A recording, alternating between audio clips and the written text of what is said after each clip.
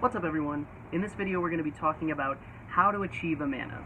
So I'm going to be discussing the most common mistakes that people make when working up to the Manna and actual drills that you should use to train for it. The most common mistake that I see is people using the wrong strength exercises. So there's a couple in particular that I see most of the time. I'm going to talk about them now. The first one I see is this one where you're sliding your feet up a wall and you're pushing your shoulders back, and it really just doesn't mimic the actual Manna at all if you pay close attention to the shoulder angle.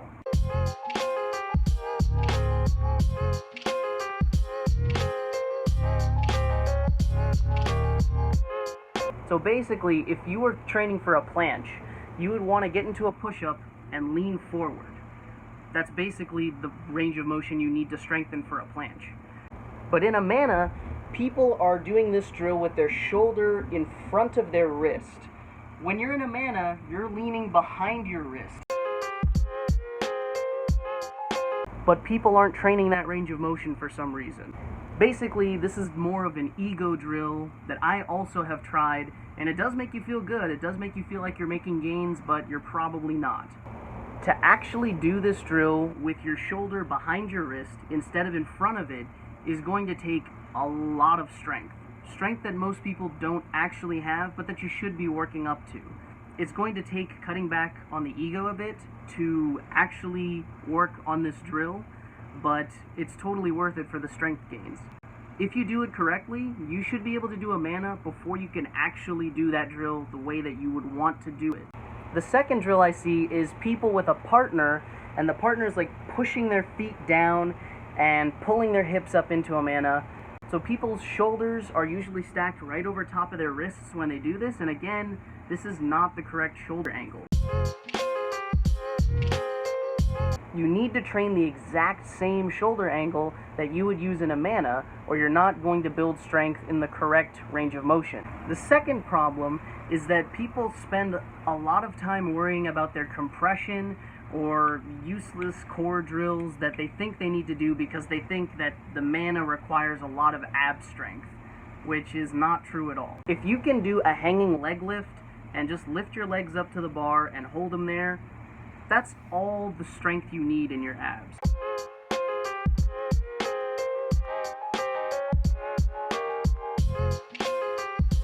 Now, being able to compress your body does help, but most gymnasts don't have the best compression that I've ever seen, and they can still do really good Mannas.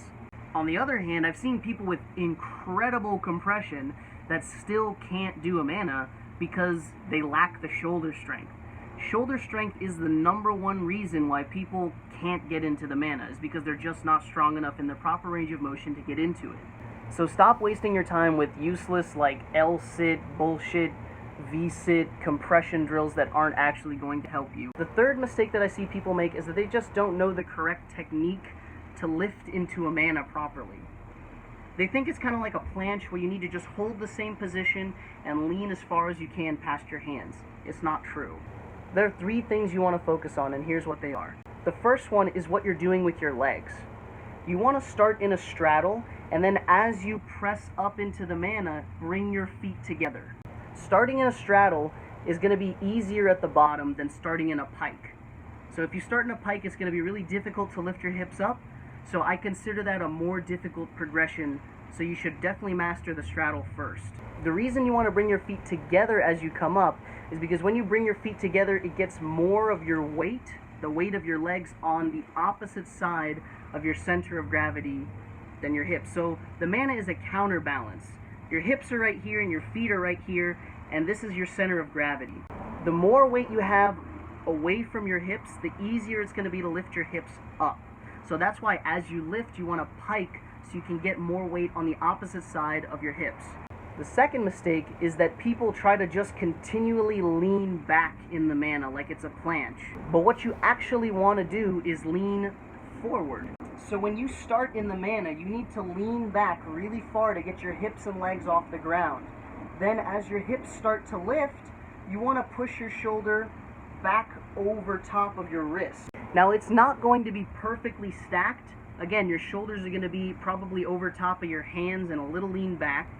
But if you continue to lean back, all that's going to happen is the same thing that happens to everyone. You're going to flop on your back.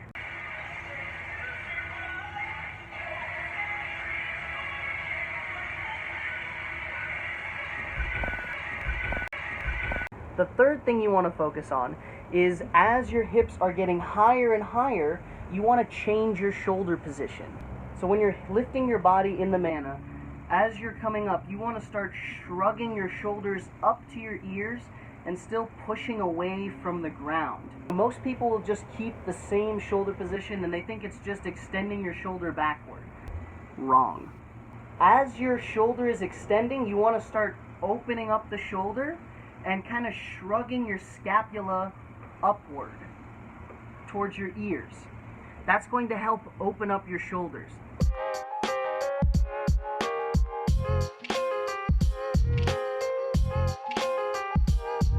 If you look at any gymnast who's doing a Manna, their shoulder is like this. You can see their bicep like that, and their pec going into their arm. They're not like this. They're very open. They're externally rotating their shoulder at the top of the Manna. The fourth and last most common mistake that I see people make is that they're just way too tight before they try to do a Manna. Here are some general mobility requirements that I would give the Manna. You need to be able to touch your head to the floor in a pancake split.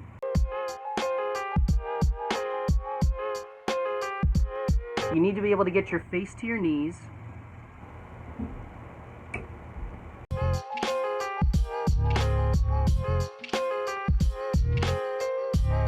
You should be able to get your feet to the ground in a witch's bridge.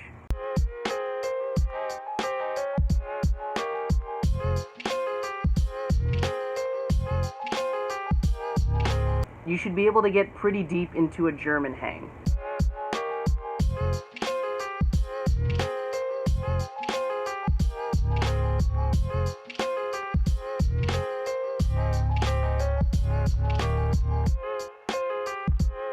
If you don't have the shoulder extension, if you don't have the leg mobility, and if your lower back cannot round, then you're not going to be able to do a Manna.